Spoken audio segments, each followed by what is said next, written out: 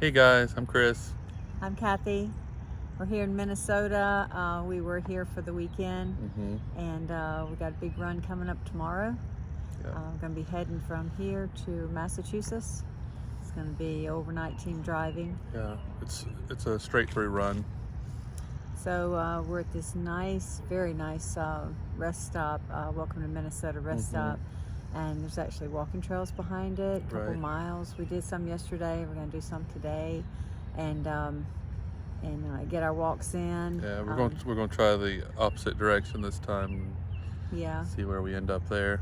The dogs, we found a dog park yesterday, and they went to the dog park. It's pretty large. Yeah, it was a large dog park, and had plenty of parking, so we didn't have any issues with the truck.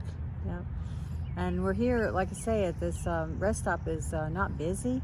It's large, and so there's a lot of room around us, and we had an issue with our running lights. Yeah, we was able to fix we were that. expecting the truck this morning and noticed that the clearance lights were on the bottom of the cab.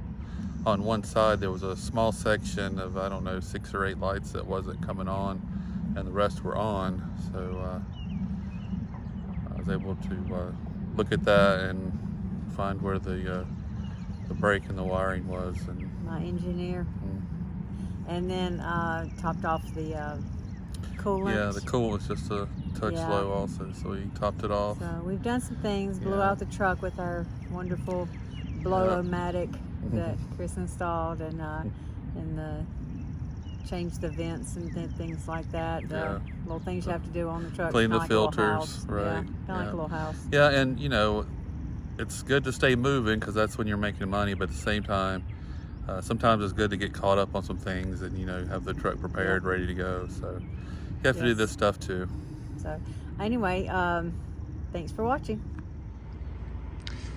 Okay guys, so found that we had an issue with our clearance lights on the side of the cab.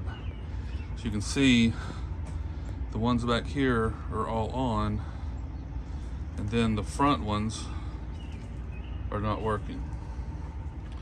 So I'm going to investigate this a little bit and see if I can find the culprit. I already have my suspicions. This little door opens so you can get to the fuel.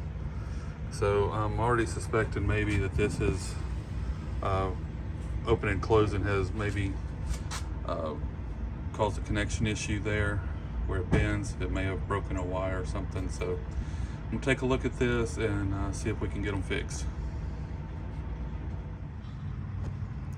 Okay, so I did find this connection here. This wire was supposed to be in the end and it's pulled out. Like I said, for this door open and close, I guess it's put force on it and has pulled it out.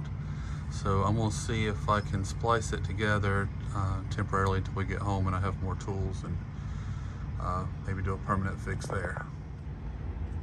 Okay guys, so I managed to get all the lights working now on the side. You hear Penelope inside the truck. She's not happy. She doesn't understand what's going on out here, but just as my suspicions, just because this is a moving part with electrical wiring. This door, this was actually the problem, this connector, the wire. From opening and closing the door, it was causing the opposite side, this wire, to basically bend back and forth until one of them snapped, and it was the one that would send power to the rest of the lights going forward. So I spliced it back together for now, and put some electrical tape on it. When we get home, I'll get my soldering iron and make a permanent connection, solder it together and redo it, maybe get some heat shrink tubing to put on there. So shouldn't have any more issues with the lights though. There we are.